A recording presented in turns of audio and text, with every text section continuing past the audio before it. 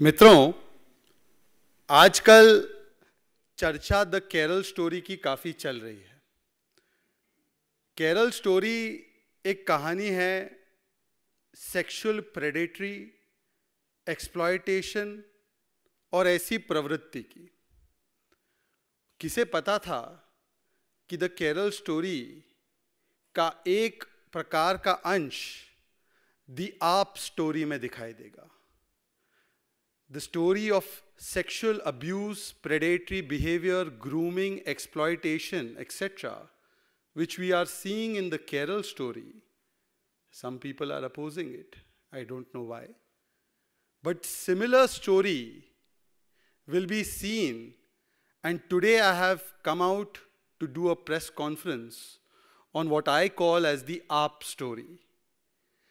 हम सबको पता है कि एएपी का मतलब आम आदमी पार्टी तो रहा नहीं, और अधिक प्रोपेगेंडा बन चुका था, और अधिक पैसा और करप्शन तो बन चुका था, पर और अधिक पाप और अधिक प्रेडेटरी बिहेवियर बन चुका है। ये आज एक बहुत ही संवेदनशील मुद्दे से सामने निकल कर आ रहा है। आज आम आदमी पार्टी के अनुसूचित जाति विरोधी चेहरे का भी स्टोरी सामने आया है। The anti-SC face of the Aam Aadmi Party is also being exposed by the AAP story, a story of terrifying exploitation, sexual predatory behavior, sexual grooming, debauchery, and most of all, moral turpitude and moral degradation to the lowest levels. ये केवल एक यौन शोषण, शारीरिक शोषण की कहानी नहीं है। ये कहानी है नैतिक अधमता, नैतिक बर्बरता और नैतिक पतन की। और इस स्टोरी का नाम है द आप स्टोरी, द आप फाइल्स। मित्रों, आम आदमी पार्टी कहां से चली थी और कहां पर आ चुकी है, हमने इसके कई उदाहरण देखे हैं हाल ही में। पहले तो इन्होंने वित्तीय भ्रष्टाचार किया, शराब घोटाला हो, हवाला घोटाला हो, उनके मंत्री आज भी जेल में हैं, उनको राहत नहीं मिल रही है, they are not getting any relief from court of law. That was the first case of financial corruption. फिर उन्होंने आइडियोलॉजिकल करप्शन किया। कहते थे कि हम कभी राजनीति में नहीं आएंगे, हम कभी बड़ा घर नहीं लेंगे, हम कभी बड़ी गाड़ी नहीं लेंगे। आइडियोलॉजिकल करप्शन ऐसा किया कि आज कांग्रेस के साथ भी हैं, आज कहीं लालू जी के साथ भी हैं, और कहीं पर बड़े बड़े बंगले और महल के रेनोवेशन में 45 करोड़ रुपए अपने शीश महल को बनाने के लिए सुल्तान केजरीवाल ने किस प्रकार से खर्च किए और कैसा आलीशान वहां पर फर्श लगाया गया, पर्दे लगाए गए, ये भी हमने तस्वीरों के माध्यम से देखा है, दस्तावेज के माध्यम से देखा है। पर आज पर्दा गिरा है। एक और क्रूर चेहरे से आम आदमी पार्टी के एक पर्दा गिरा है। ये 1 करोड़ का पर्दा नहीं है, पर ये लाज, लज्जा, शर्म, नैतिकता का पर्दा इस प्रकार से गिरा है कि जो सबसे संगीन करप्शन, जो सबसे संगीन डेग्रेडेशन पॉलिटिक्स में दिखाई देती है, मॉरल करप्शन, नैतिक डेग्रेडेशन, नैतिक पतन का, आज असली चेहरा आम आदमी पार्टी का सामने निकल कर आया है। और फ्रेंड्स, आज वो चेहरा national commission of scheduled caste ने भी उस पर संज्ञान लेते हुए नोटिस जारी किया है पंजाब सरकार को।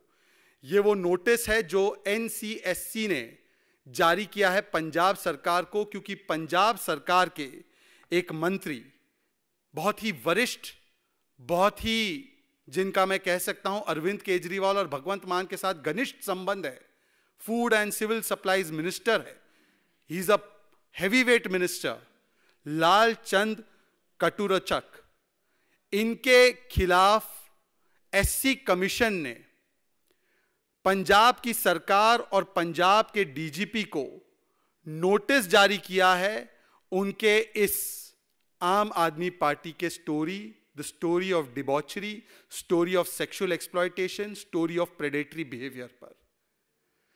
आपने देखा होगा कि एक विक्टिम है, और क्योंकि वो विक्टिम स्वयं सामने आकर उन्होंने अपना वीडियो बनाकर अपनी टेस्टिमनी दी है, तो मैं इसीलिए उनका नाम केवल रख रहा हूं, अन्यथा मैं किसी भी ऐसे विक्टिम का नाम नहीं लेता हूं। उन्होंने स्वयं क्योंकि अपना नाम बाहर किया है, केशव कुमार नाम के एक बहुत ही यंग लड़के ने, मुझसे भी कई वर्ष छोटा लड़का है, एक बहुत ही यंग लड़के ने आकर टेस्टिमनी दी है कि किस प्रकार से लालचंद जी ने उनके साथ इस प्रकार की सेक्सुअल डिबॉचरी, सेक्सुअल एक्सप्लॉयटेशन और उनके साथ ऐसे ऐसे कृत्य किए जो अननेचुरल ऑफेंसेस की श्रेणी में आते हैं, न केवल 376 की श्रेणी में परंतु 377 की भी श्रेणी में आने वाले ऐसे अननेचुरल ऑफेंसेस किए हैं, और किस प्रकार से उनको इसमें फंसाया गया। तो नौकरी का झांसा देकर, नौकरी का प्रलोभन देकर, luring this young boy, vulnerable boy from the SC community, from the Dalit community, with the promise of a job, this minister, exploiting his position of power and influence and social and political influence, abused and exploited, groomed and did predatory behavior against this young boy, Keshav Kumar. And the entire testimony is on video. I do not want to use this platform to play that testimony, but I can provide that onto your cell phones after this press conference. Some of you all already have it, have access to it. The details of this are so shocking. इनके जो details है अगर आप सुनेंगे तो आपकी रूह कांप जाएंगी, आपके रोंगटे खड़े हो जाएंगे कि क्या किस प्रकार से इस बच्चे का एक्सप्लॉयटेशन किया गया। आपके मन में मंजर और जो एक दृश्य आएगा वो उसी केरल स्टोरी का दृश्य आएगा। हमने ये कहानियां आईसिस के द्वारा इस प्रकार से छोटी लड़कियां, छोटे लड़कों के एक्सप्लॉयटेशन की सुनी थी, देखी थी, उस पर फिल्म भी बनी है, पर ऐसा ही नजारा, ऐसा ही मंजर पंजाब की सरकार में बैठा हुआ मंत्री, इस प्रकार का मंजर देखने मिलेगा उसके काले कृत्यों के द्वारा, ये कभी हमने कल्पना नहीं की थी। और आज उस केशव कुमार की टेस्टिमनी में उसने कहा है कि ही इज नॉट अलोन। वो ये कहता है कि मैं अकेला नहीं हूं, मेरे जैसे ना जाने कितने मासूम, ना जाने कितने लाचार, ना जाने कितने वंचित शोषित समाज से लोग, जिनका इस प्रकार से फायदा उठाते हुए, उनको एक्सप्लॉइट करते हुए उनके साथ ये कृत्य किया गया होगा by this sexual offender, this mass sexual predator called Lalchand. कितने लोगों का किया होगा ये आप इसका अंदाजा लगा सकते हैं। इस पीड़ित ने, इस विक्टिम ने पूरा का पूरा मामला लीगली आगे ले जाते हुए national commission for scheduled caste को कंप्लेंट में रूप में दी है, और उस पर संज्ञान लेते हुए एनसीएससी ने पंजाब की सरकार और पंजाब की डीजीपी और पंजाब के मुख्यमंत्री को जवाब तलब किया है कि इस पर क्या एक्शन लोगे। इसके अलावा आपको बता दूं कि इसका पूरा संज्ञान माननीय महामहिम वहां के गवर्नर साहब ने भी लिया है। उनको भी किसी ने शिकायत की तो उस शिकायत पर संज्ञान लेते हुए और उस पर प्राथमिक दृष्टि से मुझे बताया गया है, जो मैंने लेटेस्ट वहां की न्यूज रिपोर्ट्स पढ़ी है, कि फॉरेंसिक रिपोर्ट भी मंगवाई गई इस पूरे वीडियो को लेकर, और फॉरेंसिक रिपोर्ट में आया है कि द वीडियो इज 100% ट्रू। और ये सारी चीजें महामहिम गवर्नर साहब ने भगवंत मान जी को भेज दी है कि क्या ऐसे व्यक्ति का अब कैबिनेट में रह पाना संभव है। इस प्रकार की प्रक्रिया संवैधानिक तौर पर भी हुई है, यह मुझे मीडिया के माध्यम से पता चला है। यह कोई पहली बार नहीं है जिसको मैं कहता हूं सेक्स फॉर जॉब मॉडल। आम आदमी पार्टी के कई सारे मॉडल जो आपने देखे हैं, शराब घोटाला मॉडल, हवाला घोटाला मॉडल, बस घोटाला मॉडल, शीश महल बनाने का मॉडल, रेनोवेशन ऑफ 45 करोड़ का मॉडल, ये है सेक्स फॉर जॉब मॉडल। और ये कोई पहली बार तो नहीं है। आप लोग सारे जो मेरे सामने बैठे हैं, यू आर कवरिंग आम आदमी party Delhi politics for a very long time. एक इनके दिल्ली के मंत्री कैंडिड कैमरा पर पकड़े गए एक महिला का उत्पीड़न करते हुए राशन कार्ड बनाते हुए। उस समय पर भी आम आदमी पार्टी ने प्रेस कॉन्फ्रेंस करके उनको डिफेंड किया। They defended sex for job model doing a press conference, ये कहते हुए कि no, he is most innocent. Video सामने आ गया था, वीडियो सामने आने के बाद उनको डिफेंड किया गया। आम आदमी पार्टी के गुजरात के नेता, जहां पे इनके पास आईबी रिपोर्ट थी, स्वीप कर रहे हैं, गुजरात के नेता ने एक एस्पायरिंग मॉडल को ल्योर किया, छोटी, उनसे कई साल वर्षों छोटी लड़की को एक्सप्लॉइट किया, यह दिलासा देते हुए कि मैं तुम्हें कुछ काम दिलवाऊंगा। 2016 में आम आदमी पार्टी के नेताओं ने ही अपने नेताओं पर आरोप लगाया कि डोमेस्टिक हेल्प का इन्होंने शोषण किया। मतलब कि sex for job model of आम आदमी पार्टी ये काफी प्रचलित भी है और इसको संरक्षण भी हाईएस्ट लेवल से मिलता है। इसलिए जब भी ऐसा मामला सामने आता है, आम आदमी पार्टी पीड़ित के साथ, पीड़िता के साथ नहीं, उस प्रताड़ित करने वाले व्यक्ति के लिए प्रेस कॉन्फ्रेंस करती है। और मुझे बताया जा रहा है कि अगले 5 मिनट में इस प्रेस कॉन्फ्रेंस को देखते हुए आम आदमी पार्टी ने एक और प्रेस कॉन्फ्रेंस आयोजित करने का काम किया है, जिसमें कि वो इनका बचाव करेंगे और कहेंगे कि राजनीति में इससे शुद्ध व्यक्ति, कट्टर ईमानदार और कट्टर मैं कह सकता हूं सुचरित्र वाला व्यक्ति कोई है ही नहीं, और उनको एक प्रकार से भारत रत्न मिलना चाहिए, जैसे ये सत्येंद्र जैन और मनीष सिसोदिया को देने के लिए तलब कर रहे थे। मुझे बताया गया है कि आतिशी जी अभी इसमें प्रेस कॉन्फ्रेंस करके यही कहेंगी, आप लोगों को सवाल पूछने का, बिना आपके पत्रकारों को मारे पीटे, जेल में डाले, कोई और एक्ट लगाए, अगर आपको ये अवसर प्रदान होगा तो जरूर आतिशी जी से पूछना कि उनका क्या कहना है कि दलित समाज के एक पीड़ित शोषित वर्ग के व्यक्ति के विषय में आपके मंत्री ने इस प्रकार से आईसिस स्टाइल एक्सप्लॉयटेशन, जो हम केरल स्टोरी में देखते थे, ये स्वयं आपने पंजाब में इसका दृश्य दे दिया है। तो इसके विषय में आपकी क्या विवेचना है, क्या सोच है? खास करके आतिशी जी हमारी बड़ी बहन होने के नाते इस प्रकार के एक्सप्लॉयटेशन के बारे में क्या सोचती है? क्योंकि सबसे ज्यादा ये ऑफेंस है मोरालिटी का, ये ऑफेंस है नैतिकता का, ये पतन है सारे उन नैतिक मूल्यों का।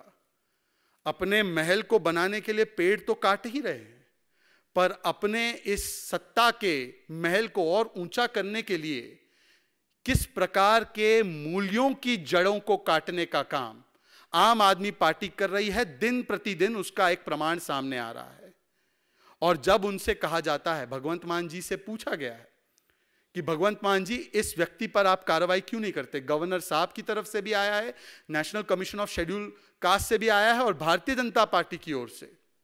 आज मैं मांग करता हूं, I demand from Mr. Bhagwant Maan, I demand from the super CM of Punjab, Mr. Kejriwal, I demand from the acting CM of Punjab, Raghav Chadha, and I demand from the nominal CM of Punjab, Mr. Bhagwant Maan, क्या कार्रवाई होगी इस मंत्री पर जो sex for job, जो ISIS style exploitation, debauchery, predatory and grooming behaviour कर रहा था, वो भी एक लड़के के साथ। सवाल नंबर 2, यही बदलाव लाना चाह रहे थे? कभी बदला लेते हो पत्रकारों के साथ, कभी पत्रकार को पीट देते हो सड़कों पर, कभी उनके बाउंसर आकर लात घूसे मारते हैं पत्रकारों को शीश महल के बारे में पूछने पर, कभी एक महिला पत्रकार को शाम के समय पर अरेस्ट करके बिना बैज वाला पुलिस ऑफिसर, बिना कोई प्रोटोकॉल रूल फॉलो किए किस प्रकार से मीडिया को साइलेंस करने के लिए और जर्नलिज्म को क्रिमिनलाइज करने के लिए एक महिला पत्रकार पर विद्वेषपूर्ण कार्रवाई करता है। तो ये बदलाव की नहीं, ये बदले की राजनीति का एक प्रकार से परिचय दे रहे हैं। और आज सवाल ये बनता है कि आपने कहा था अरविंद केजरीवाल, मेरा एक एक विधायक हीरा है, हीरा। अरविंद केजरीवाल का ऑन रिकॉर्ड बयान था, एक एक हीरा है, ऐसे चुन चुन के हमने विधायक बनाए हैं। ये हीरा है या ये नमूना है? आपकी राजनीति का नमूना है या ये हीरा है? इसका जवाब दीजिए अरविंद केजरीवाल। आज जब शेड्यूल कास्ट कमीशन की ओर से इतना बड़ा एक्शन ले लिया गया है और ये विक्टिम की जान एक प्रकार से खतरे में है, इस विक्टिम की सुरक्षा एक प्रकार से खतरे में है, और जब तक ये व्यक्ति मंत्री बना रहेगा लालचंद, तब तक क्या इसमें निष्पक्ष जांच हो सकती है? क्या इसमें उस विक्टिम के ऊपर प्रेशर नहीं डाला जाएगा? क्या इस विक्टिम के जान माल सुरक्षा के ऊपर खतरा नहीं मंडराएगा? तो इसीलिए आज हम इस मंच से तुरंत इस व्यक्ति की बर्खास्तगी की मांग रखते हैं, निष्पक्ष और ऐसी जांच की मांग करते हैं जिसमें राज्य सरकार का कोई रोल ना हो, अन्यथा वो इसको मैनिपुलेट की जाएगी इस पूरी प्रोब को। तीसरा, भगवंत मान जी, इतने दिनों से ये जब आपके सामने आ रहा है, आपने क्यों इस व्यक्ति पर कार्रवाई नहीं की? क्या इस रीजन से, क्या इस कारण से इस मंत्री को बचाया जा रहा है क्योंकि ये food and civil supplies minister के नाते? ये खबर है पंजाब के सड़कों पर, पंजाब की गली कूचों से, कि इस मंत्री ने केजरीवाल और भगवंत मान जी को बड़ा खुश करके रखा है। इस मंत्री ने भगवंत मान और केजरीवाल को हर तरीके से खुश करके रखा है, इसीलिए इस पर कार्रवाई करने से आम आदमी पार्टी कतरा रही है। कतराना तो छोड़, उसको आके डिफेंड करने का काम, जैसे अब उनकी प्रेस कॉन्फ्रेंस में होगा, ये कर रही है। तो ये क्या रिश्ता है ऐसे मंत्री से? एक ऐसा मंत्री जो unnatural offence, predatory behaviour, grooming behaviour, debauchery, sexual predatory and moral degradation की ओर चला गया है, ऐसे व्यक्ति को बचाने के लिए आम आदमी पार्टी, अरविंद केजरीवाल क्यों इतने उत्सुक है, इसका जवाब उनको देना चाहिए। एक और विषय जो मैं आपके सामने लाना चाहता हूं और कहना चाहता हूं कि देखिए, जब तक ये लोकतंत्र जिंदा है, जब तक हमारी अदालतें हैं, तब तक सत्यमेव जयते का नारा गूंजता रहेगा। और ये कल पंजाब में फिर से गूंजा है। और कितनी संयोग की बात है कि एक वर्ष पहले भी जब आम आदमी पार्टी ने अपनी विद्वेषपूर्ण मानसिकता के चलते अरविंद केजरीवाल के बदले को पूरा करने के लिए भारतीय जनता पार्टी के एक कार्यकर्ता के लिए पंजाब से पुलिस भेजी थी कि उसको गिरफ्तार करके भेज दिया जाए काल कोठड़ी में, आज एक साल बाद उसी समय, उसी कालखंड में एक अगर कोई मीडिया का बंधु या पत्रकार ये साहस करता है कि केजरीवाल ने जो, सुल्तान केजरीवाल ने जो महल बनाया है, उस महल के अंदर क्या क्या अश्लील खर्च किए गए हैं, और उस अश्लील खर्च के ऊपर जो सवाल निर्माण होते हैं वित्तीय भ्रष्टाचार और नैतिक भ्रष्टाचार के, उसको उजागर करके उससे जवाब तलब करने की, तो उस समूह के पत्रकार को गिरफ्तार किया जाता है। और प्रताड़ित करने के लिए जिस प्रकार से फ्राइडे इवनिंग को गिरफ्तार करके उस पर अनर्गल कुछ चार्जेस लगाए जाते हैं, अंततः कोर्ट सबसे ऊपर है और कोर्ट ने अंतरिम जमानत भी दे दी है, और कोर्ट ने इस पूरे विषय पर कुछ टिप्पणियां भी प्राथमिक दृष्टि से की है। तो सवाल यह पैदा होता है, यह कोई एक पत्रकार पे या एक समूह पर हमला नहीं है, यह हमला हमारे बोलने की आज़ादी पर है, यह हमला लोकतंत्र के चौथे स्तंभ पर है, ये हमला बोलने की आज़ादी, अभिव्यक्ति की आज़ादी के उस अधिकार पर है जो पत्रकारों के पास है। और जिस प्रकार से इमरजेंसी माइंडसेट का हमें परिचय देखने मिला है, ये इमरजेंसी माइंडसेट दिखाता है कि कल जब संयोग से मेरे वरिष्ठ साथी सुधांशु जी ने कहा कि महल किम जोंग उन वाला बनाया है, महल सद्दाम हुसैन वाला बनाया है, तो केवल महल नहीं, मेरे अधिकार भी किम जोंग उन वाले हो, मेरे अधिकार भी सद्दाम हुसैन जैसे हो। इसी भावना के साथ किस प्रकार से बिना कोई भावना से, दुर्भावना के साथ एक पत्रकार के ऊपर कार्रवाई की गई है, इसके प्रति पूरे देश में जो भावना जगी है वो आपके सामने है। और ये उसी मानसिकता को परिलक्षित करता है कि किस प्रकार से ये सवालों से भागते हैं, ये जवाबदेही से भागते हैं, ये अकाउंटेबिलिटी से भागते हैं। आज फिर से एक बार मैं कहूँगा कि खंडन करते हैं हम अरविंद केजरीवाल, आम आदमी पार्टी, भगवंत मान की सरकार का इस कृत्य के लिए, और जो वो बार बार ऐसे मंत्री को बचाने के लिए अडिग है। क्या कार्रवाई की जाएगी इस एंटी दलित मंत्री पर, इसके ऊपर जवाब देने का मेहरबानी का काम आम आदमी पार्टी करे। आपके कोई सवाल होंगे तो जरूर पूछेगा।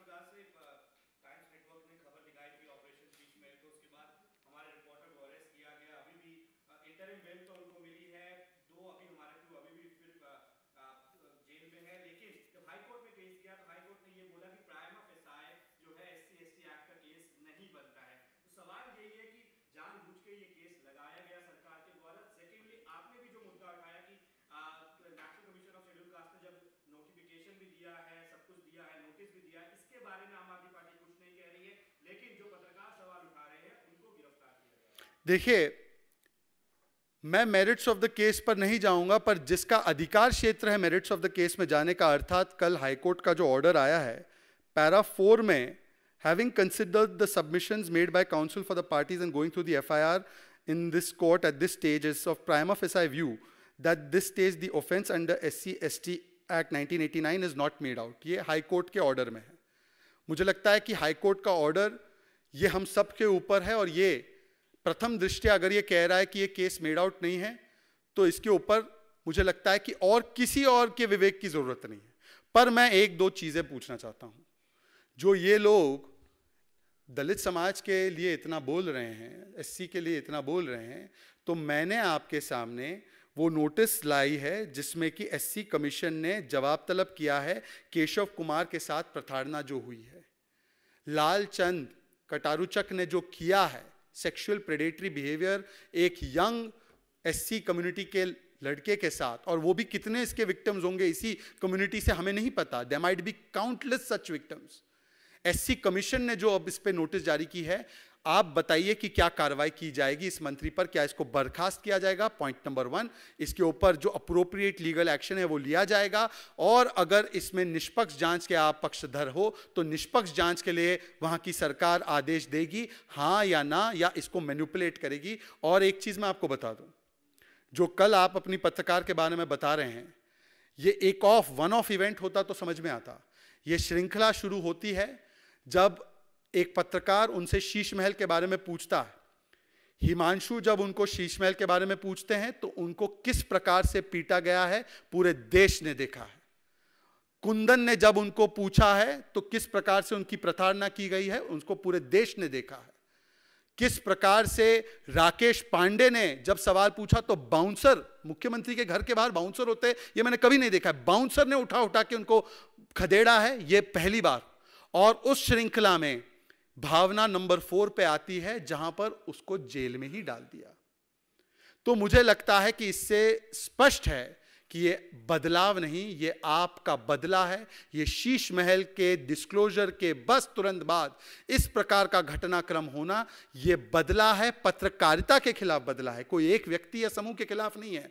और इसीलिए हालांकि जो अभिव्यक्ति की आजादी के चैंपियन माने जाते हैं, जो अपने आप को गिल्ड विल्ड भी बुलाते हैं, वो खामोश है, परंतु अलग अलग प्रदेशों के अलग अलग मीडिया के समूहों ने और वरिष्ठ पत्रकारों ने अपनी व्यू को जाहिर करते हुए इस पूरे कृत्य की निंदा की है। मुझे लगता है कि ये dark day of democracy in Punjab, dark day against journalism in Punjab है। और मैं हाईकोर्ट के फैसले का अंतरिम रूप से जो आया है उसका स्वागत करता हूं, और मैं कहता हूं कि तमाम पत्रकारों को के ऊपर बजरंग बली का ही विशेष अधिकार, विशेष आशीर्वाद है, जिसकी वजह से वो बिना डरे, बिना बहके अपने काम को इस प्रकार से करते आ रहे हैं।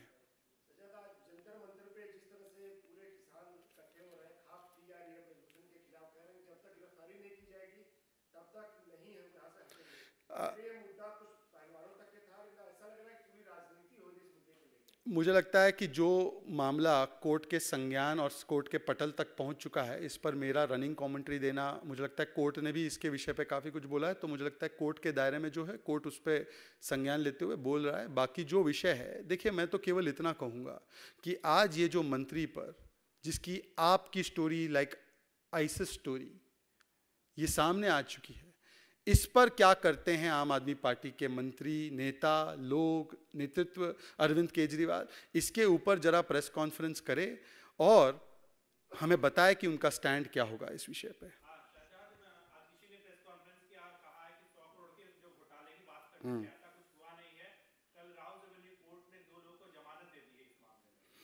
ऐसा है, पहले तो मेरी बड़ी बहन, मैं उनको मानता हूँ, वो माने मुझे ना माने, छोटा भाई आतिशी जी ने ट्वीट किया आज, बड़ा मज़ेदार ट्वीट किया। उन्होंने कहा कि आज 12:30 बजे मैं शराब घोटाले पर बड़ा खुलासा करने वाली हूँ। ये तो स्वयं मान चुकी है कि शराब घोटाला हुआ है, तथाकथित नहीं लिखा, ये उनका ट्वीट है, आप जाके खोल लीजिए, अभी ट्वीट खोल लीजिए। तो शी हरसेल्फ हैज एक्नॉलेज्ड। अब क्यों एक्नॉलेज किया है? क्योंकि उनको मंत्री मनीष सिसोदिया के बाद बनाया गया है। मनीष सिसोदिया जब तक अंदर है तब तक वो मंत्री है। मनीष सिसोदिया आर्किटेक्ट है शराब घोटाले के। मैडम ने ट्वीट किया, एक भी बार अलेज्ड नहीं कहा। मैडम ने कहा शराब घोटाले पर मैं खुलासा करूंगा, शराब घोटाला तो है और ये तो स्वीकार किया है ना, अरविंद केजरीवाल ने स्वीकार किया, तब तो नई पॉलिसी हटाकर पुरानी पॉलिसी आई, तब तो आरटीआई में जवाब आया कि हजारों करोड़ों का नुकसान आया है, तभी तो ये सारी घटनाक्रम हुई। और चलिए बाकी सब छोड़ दीजिए, 2 लोगों को आप कह रहे हैं, मुझे नहीं पता कौन सी प्रोसीडिंग में किसको राहत मिली है, ये इधर का उधर जोड़ने में ये माहिर है, पर मैं कह रहा हूं कोर्ट तो फिर मतलब आजाद है, स्वतंत्र है, कोई हम तो कंट्रोल नहीं कर रहे, विद्वेष की भावना भी नहीं है। तो इसी कोर्ट ने सत्येंद्र जैन को 10 महीने तक जेल में रखा क्यों है? कट्टर बेईमान 3 बार कहा है।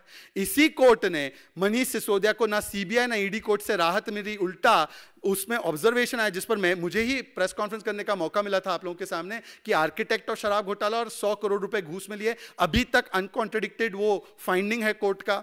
इसी कोर्ट ने विजय नायर को 6 महीने तक जेल में रखा है। तो बताइए कि अगस्त 2022 में जो एफआईआर दर्ज करवाई गई उसको क्वॉश करवा देते ना। कभी ये आते कहते झुंझुना नहीं मिला, झुंझुना कोर्ट को मिला तभी अंदर है, कभी ये कहते हैं सबसे मासूम है, अगर इतने मासूम है तो छोड़ देती कोर्ट।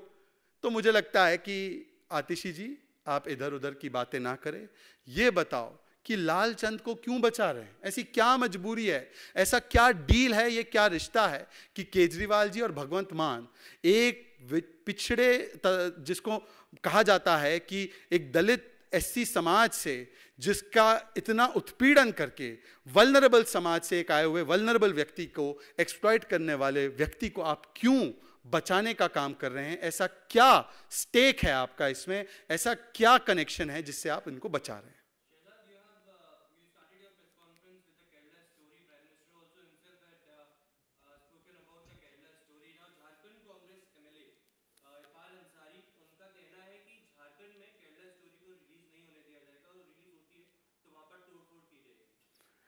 जहाँ तक मेरी जानकारी है, क्योंकि मैं ये मूवी देखने का अवसर मुझे मिला नहीं है, पर केरल स्टोरी आईसिस के काले कृत्यों को कैसे वो महिलाओं का उत्पीड़न, शोषण और आतंकवाद में रेडिकलाइज करके करती हैं उसके ऊपर है। ये कांग्रेस के विधायक इतना पर्सनली क्यों ले रहे हैं इसको? मैं समझ सकता हूं कि कांग्रेस पे अगर कोई फिल्म बनी होती तो कांग्रेस का कोई व्यक्ति इसका विरोध करता कि ये गलत दिखाया है। आईसिस के ऊपर बनी हुई फिल्म का विरोध कांग्रेस पार्टी कर रही है, आतंकवाद के चेहरे पर बने हुए फिल्म का विरोध कांग्रेस पार्टी केरल से लेकर झारखंड तक कर रही है, ये समझ में नहीं आ रहा। पहले दूसरी बात, आमतौर पर कांग्रेस पार्टी अपने आप को वो पार्टी बताती है जो अभिव्यक्ति की आजादी, बोलने की आजादी, फ्रीडम ऑफ स्पीच के पक्ष में खड़ी रहती है। इनके शशि थरूर जी वगैरह भी इसी पे डिस्कोर्स देते रहते हैं। तो आज तो जब सुप्रीम कोर्ट और हाई कोर्ट ने इस फिल्म को क्लियर किया है, तो उसी फ्रीडम ऑफ स्पीच के नैरेटिव और डिस्कोर्स को लेते हुए इनको तो वायनाड से लेकर झारखंड में इसकी स्क्रीनिंग करवानी चाहिए। उन्होंने कई और ऐसी झूठी मूठी डॉक्यूमेंट्रीज की स्क्रीनिंग भी करवाई है। तो आज तो उनको कहना चाहिए कि हम तो इतने बड़े पुरोधा है फ्री स्पीच के कि हम तो आईसिस का चेहरा उजागर करने के लिए हम आएंगे और इसकी स्क्रीनिंग करेंगे। पर मुझे लगता है कि जिस प्रकार की राजनीति पर कांग्रेस उतर आई है पिछले कुछ दिनों से, एसडीपीआई के साथ गठबंधन हो जाए, हमारा धार्मिक आधार पर आरक्षण हो जाए, जय बजरंग बली डरावना नारा है, डर का माहौल पैदा करता है, हम जो है गौकशी के हत्या के कानून को हटा देंगे, हम जो है धार्मिक परिवर्तन करने वाले खिलाफ जो कानून बने उसको हटा देंगे। तो जिस शुद्ध रूप से कांग्रेस पार्टी वोट बैंक की खुले रूप से राजनीति पर उतर आई है, इसी श्रृंखला में केरल स्टोरी जो आईसिस के काले कृत्यों पर बनी है उसके लिए भी बचाव करने के लिए वो पार्टी आ रही है जो बाटला हाउस में वैसे भी रो रही थी आतंकियों के लिए, जिसका चरित्र है कि कुकर ब्लास्ट होता है, एनआईए कहता है कि आतंकी है, तो उसमें भी उनका व्हाइट वॉशिंग शुरू हो जाता है। अफजल गुरु और याकूब के लिए भी पैरवी करने की इनकी पुरानी इनके नेताओं का एक इतिहास रहा है। तो उसी श्रृंखला में शायद कांग्रेस पार्टी झारखंड इस प्रकार से वक्तव्य दे रही है।